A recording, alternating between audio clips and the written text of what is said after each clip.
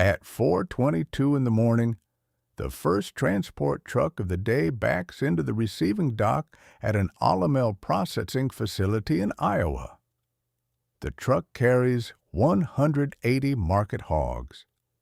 Each animal weighs between 270 and 290 pounds live weight, loaded the previous afternoon from a contract finishing farm 43 miles northwest, arriving here after a mandatory 6-hour rest period at a staging area that the logistics schedule requires before lairage at the plant.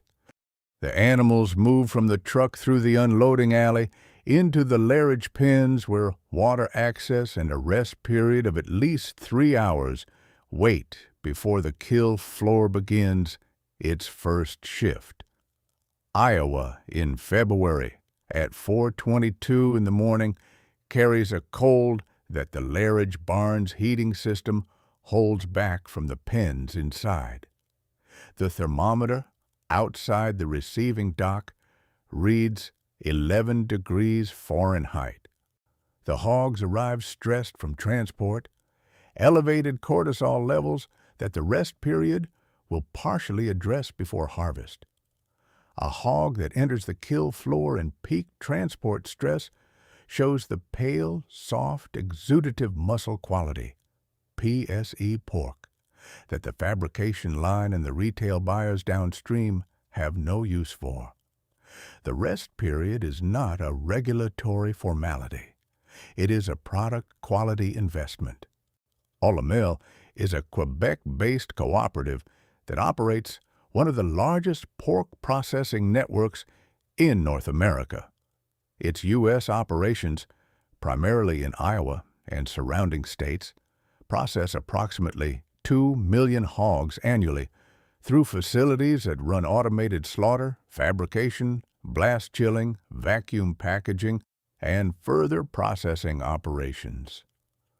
Those U.S. plants integrate with Olymel's Canadian network, the Quebec, Ontario, and Western Canadian processing facilities that together make Olymel one of the continent's largest pork processors, creating a cross-border supply chain that moves live animals, processed primals, and finished products across the international boundary in both directions as market conditions and plant capacity dictate. 2 million hogs per year in the U.S. operations alone. The truck at the receiving dock is 180 of them. One morning, one plant. One of the thousands of deliveries that add up to 2 million across a year of continuous operation.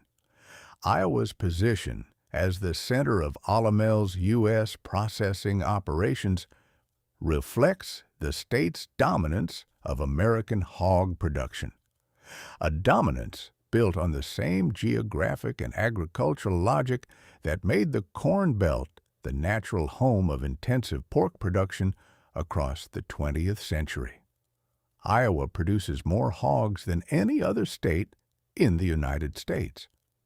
In a typical year, Iowa's hog inventory runs to approximately 23 million animals, roughly 1/3 of the national total, concentrated in a state where the corn and soybean meal that form the basis of commercial hog rations grow in the same counties where the animals are raised. The feed cost advantage that proximity to corn and soybean production provides is the foundational economic logic of Iowa hog production, and it explains why the industry concentrated there rather than distributing evenly across agricultural regions. The contract finishing farms that supply Olymel's Iowa operations raise market hogs in confinement facilities under the production protocols that Olymel's contracts specify. A typical finishing farm holds 2,400 to 5,000 hogs per building in multiple buildings on a single site. Pigs arrive at the finishing site at approximately 50 pounds. weaned from sow farms and passed through nursery facilities where the post-weaning growth phase brought them from 12-pound weaned pigs to 50-pound nursery graduates.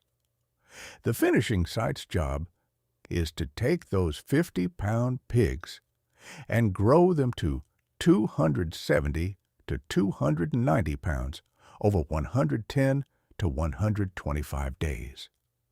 The feed that accomplishes that growth, primarily corn-based rations with soybean meal protein, mineral and vitamin supplements, and the amino acid additions that modern swine nutrition requires, arrives at the finishing farm from contracted feed suppliers or from Olymel's own feed production infrastructure. The ration changes as the pig ages through the finishing period. Higher protein early when lean tissue growth rate is maximum. Energy-dense finisher rations in the final weeks when the pig's growth curve is adding more fat to an already established lean frame.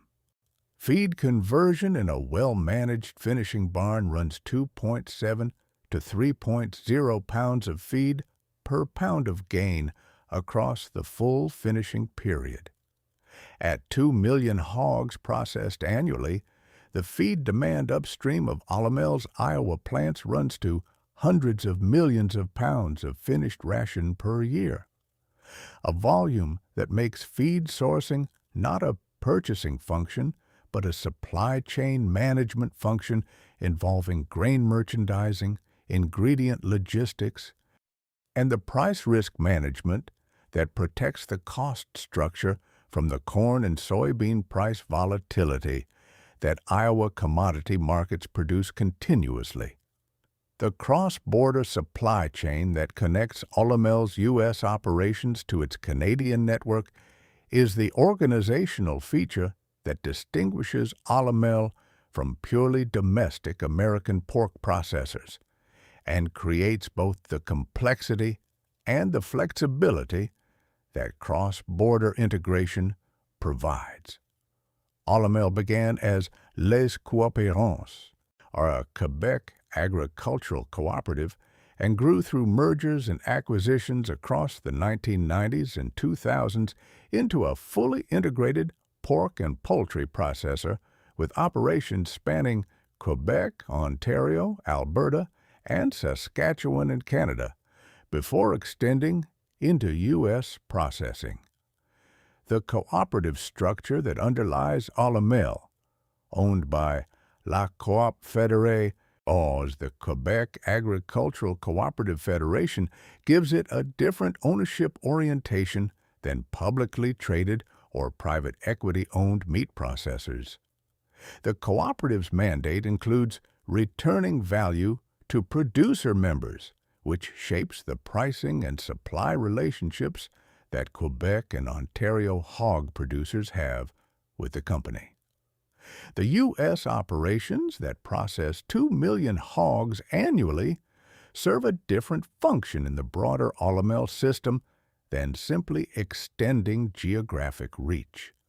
They provide access to the Iowa finishing infrastructure, the contract farm network, the grain-based feed cost advantage, the slaughter and fabrication capacity that supplements Canadian production when Canadian hog supply tightens seasonally, or when the Canadian dollar's exchange rate relationship to the U.S. dollar makes Canadian processing cost uncompetitive for products destined for U.S. and export markets. The cross-border flow of product and animals operates under USDA and CFIA, Canadian Food Inspection Agency, regulatory frameworks that each govern imports from the other country.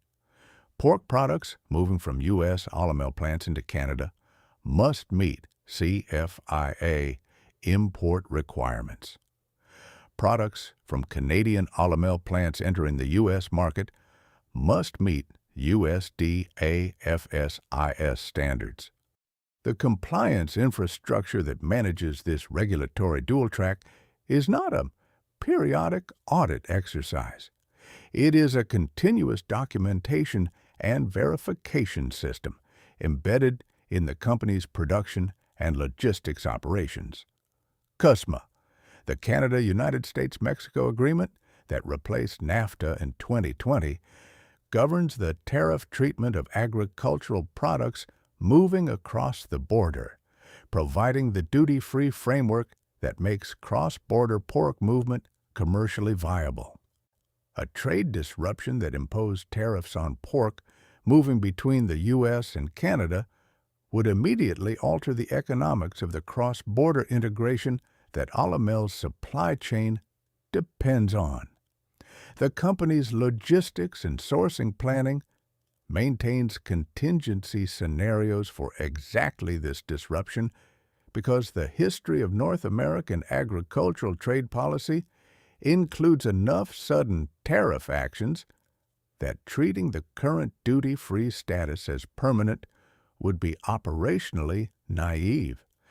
The slaughter and fabrication operations at Olymel's Iowa processing facilities run automated cut lines designed for the throughput that 2 million annual hogs require across the plant's operating schedule. A single plant processing its share of that 2 million hog annual volume operates at daily kill rates of several thousand head, depending on the number of shifts the plant runs and the line speed its USDA inspection coverage supports. At 4,000 head per day across a two-shift operation, the kill floor processes roughly 500 animals per hour per shift, approximately 8 per minute, sustained across 8 hours of production. The stunning system at Olymel's Iowa plants uses carbon dioxide stunning, the method that the European pork industry adopted widely and that large U.S. pork processors have increasingly installed for its handling advantages over electric stunning. CO2 stunning moves groups of hogs, typically 3 to 5 animals at a time, into a gondola that descends into a CO2-filled pit, where the gas concentration produces unconsciousness through hypercapnia and hypoxia within 15 to 30 seconds. The group stunning approach eliminates the individual animal handling that electric stunning requires, reducing the stress-induced adrenaline release that degrades muscle quality, the same PSE concern that the transport rest period addresses, at the point just before harvest.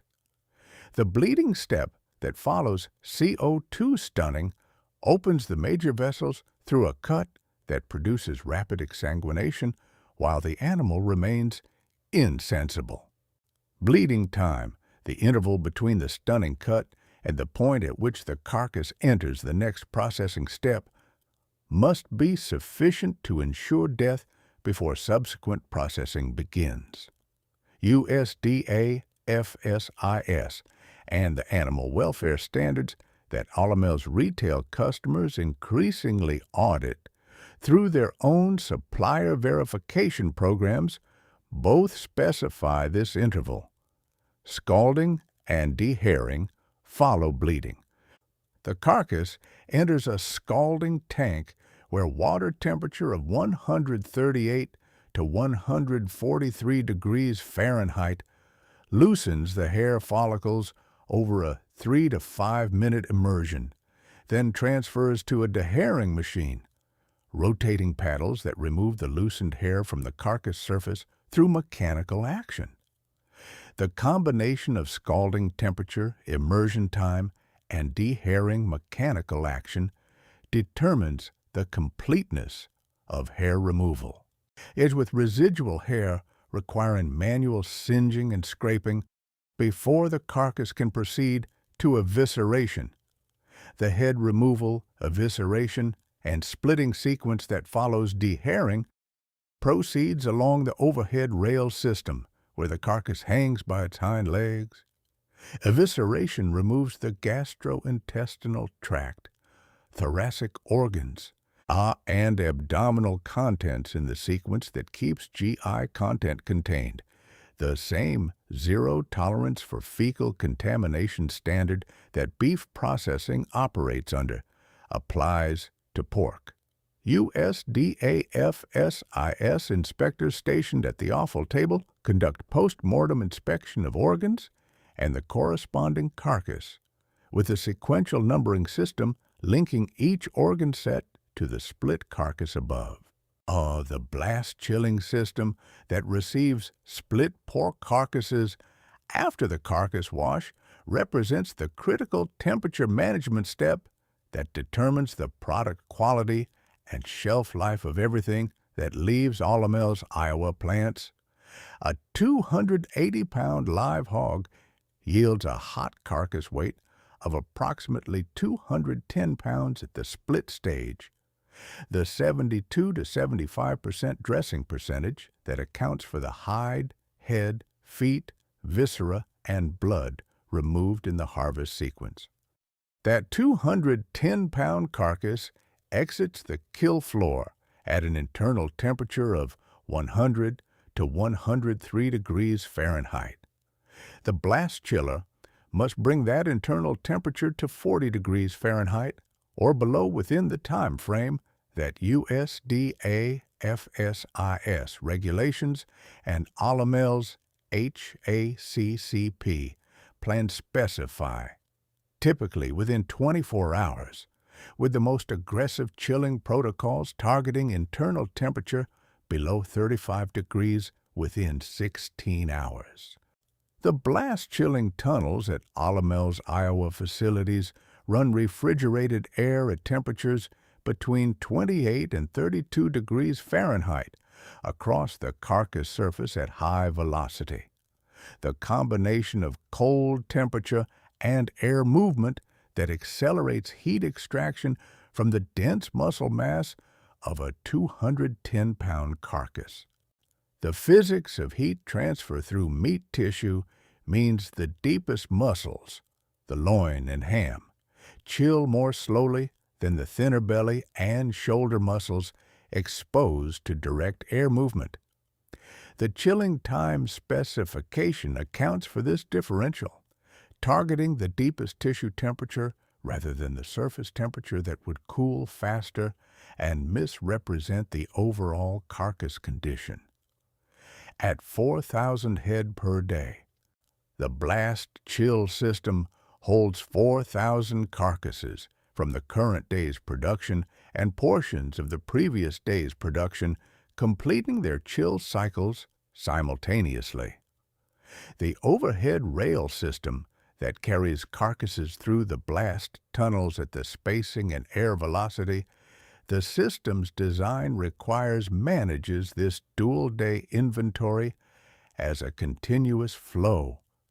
New carcasses entering at the kill floor end, chill complete carcasses exiting at the fabrication end on a schedule synchronized to the fabrication line's intake capacity. The carcass grading that occurs after chilling, USDA graders assessing back fat depth, loin eye area, and muscling score that together determine the carcass's lean percentage and quality designation, generates the data that Olymel returns to its contract finishing farms as performance feedback, and that determines the pricing premium or discount each farm's carcasses receive. The fabrication lines that convert graded pork carcasses into primals, sub-primals, and further processed products run with the automation level that 2 million annual hogs require to be commercially viable at Iowa labor costs. Pork fabrication at scale begins with the primal breakdown. The split carcass side divides into the shoulder, loin, belly, and ham primals that represent the commercial anatomy of the market hog.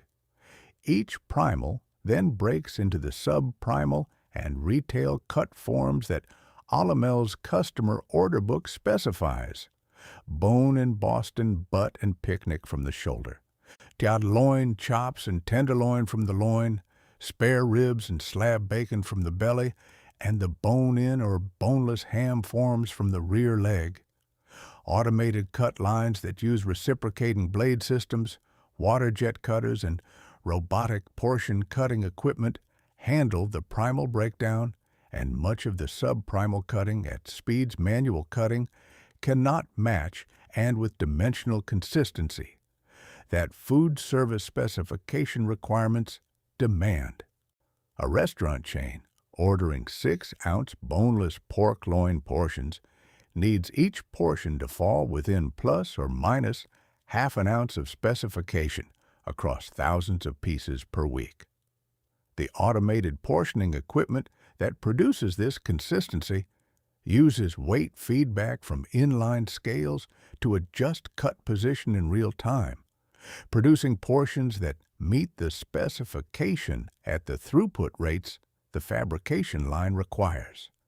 The ham processing line that handles Olymel's ham products includes the injection step that characterizes most commercial ham production, fresh hams moving through multi-needle injectors that deliver curing solutions, typically containing salt, sodium nitrite, phosphates, and flavoring, into the muscle tissue at controlled injection levels of 15 to 25% of fresh weight.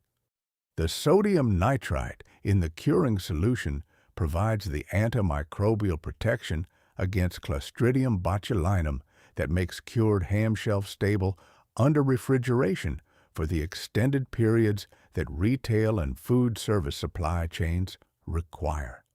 It also produces the characteristic pink color of cured pork through its reaction with myoglobin in the muscle tissue. Massaging or tumbling the injected hams in large rotating vessels for several hours after injection distributes the curing solution through the muscle mass and extracts myofibrillar proteins to the surface, the protein extraction that gives restructured or whole muscle cured hams their bind and slice characteristics. A ham that didn't receive adequate tumbling after injection produces a finished product that falls apart at the slicer, rather than producing the clean, intact slices that deli meat customers require. The vacuum packaging lines that prepare Olymel's fabricated pork products for distribution apply the technology that transformed pork distribution from a fresh product requiring consumption within days to a refrigerated product maintaining quality for weeks. Fresh pork, a boneless loin roast, a ham steak, a package of chops, exposed to air, undergoes oxidative rancidity in the fat fraction and microbial spoilage on the surface at rates determined by temperature and the bacterial population present. Under proper refrigeration, the aerobic spoilage bacteria on a fresh pork surface will render the product organoleptically unacceptable in 5 to 7 days. The retail supply chain, from plant to distribution center to store back room to display case to consumer purchase, requires more days than that to execute reliably. Vacuum packaging removes the oxygen from the package that aerobic spoilage bacteria need to grow, extending the surface-stable refrigerated shelf life from 5 to 7 days to 45 to 90 days for sub-primals and 21 to 35 days for retail cuts, depending on the product form, the packaging materials, oxygen transmission rate, and the bacterial load at the point of packaging. The vacuum sealing equipment on Olymel's Iowa packaging lines applies this technology at the throughput rates the fabrication line generates, hundreds of pieces per minute across multiple packaging stations. The packaging materials that Olymel's vacuum lines use, multi-layer barrier films that minimize oxygen transmission through the package wall, are specified to the product's shelf life requirement and distribution temperature.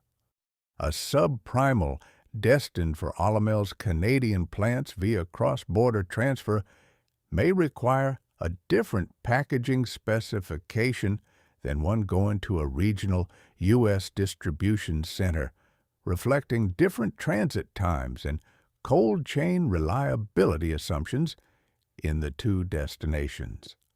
The case-ready retail packaging that Olymel produces for direct retail supply, modified atmosphere packaging in foam trays with the red ox film that maintains the bright red oxygenated myoglobin color consumers associate with fresh pork, uses a different packaging technology than the vacuum sub-primal bags. But the food safety logic is the same. Control the package atmosphere to control the microbial and oxidative processes that limit shelf life. Or the further processing operations at Olymel's Iowa facilities produce the value-added pork products, marinated loins, seasoned ribs, fully cooked items, that command the premium margins the commodity fresh pork market does not provide. Marinated pork products at Olymel begin with the injection or tumbling steps that distribute marinade through the muscle. Fresh tenderloins, loin roasts, and shoulder cuts moving through injectors or tumblers that apply garlic herb blends, teriyaki formulas, or the proprietary flavor profiles that retail buyers have tested with their consumer panels and placed on their planograms. The marinated product that leaves Olymel's Iowa further processing line reaches the retail meat case with the preparation work done. The consumer needs only to apply heat, not to marinate, season, or otherwise prepare before cooking. The fully cooked product lines produce items that reach the consumer requiring only reheating. Fully cooked ribs, pulled pork in sealed pouches, sliced ham, and the other fully cooked forms that both retail and food service customers buy in high volumes from U.S. and Canadian Olymel operations. A fully cooked product must reach internal temperature of 160 degrees Fahrenheit in the cook step, verified by inline monitoring at the cooking equipment exit, and must be packaged under conditions that prevent post-cook contamination, all because the food safety claim of a fully cooked product rests entirely on the absence of post-cook pathogen introduction. The HACCP critical control point at the fully cooked line's cooking step carries the same regulatory weight as the pasteurization critical control point in any thermally processed food. A cooking run that doesn't achieve the required temperature at every measurement point generates product that cannot be released as fully cooked. The inline monitoring systems on Olymel's fully cooked lines log every unit's cooking temperature against the HACCP specification, creating the verification record that USDA continuous inspection requires and that the recall documentation system depends on. The North American distribution network that moves Olymel's Iowa processed pork to customers across the United States and into Canada operates through a logistics system that manages cross-border regulatory compliance alongside the temperature and timing requirements that fresh and processed pork distribution imposes. Fresh sub-primals leaving Olymel's Iowa plants for U.S. distribution travel to regional distribution centers serving retail chains and food service distributors in the Midwest, East and South. The refrigerated trucks that carry this product maintain temperatures at or below 34 degrees Fahrenheit through the transit.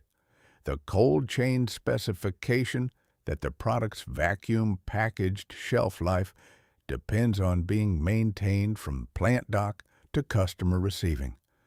Cross-border shipments to Olymel's Canadian facilities or to Canadian retail and food service customers require export health certificates issued under USDA APHIS authority.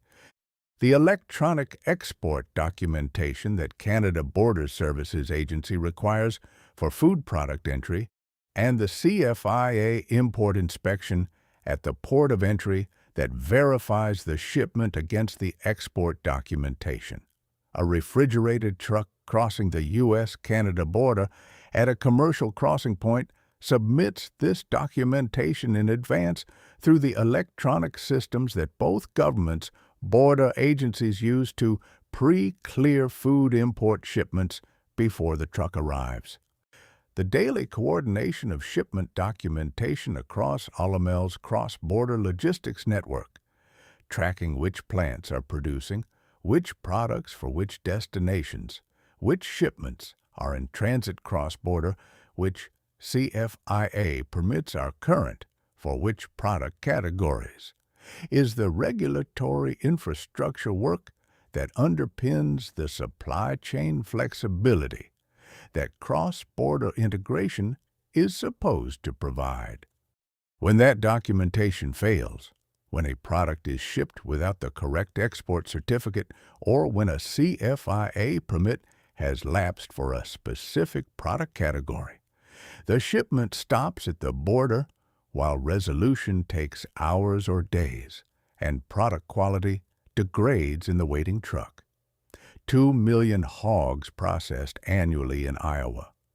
The number connects to a supply chain that begins in Quebec, runs through Iowa contract finishing farms, processes through automated U.S. plants, and distributes across North America through a logistics network that treats the international border as a logistical factor to manage rather than an operational boundary to stop at.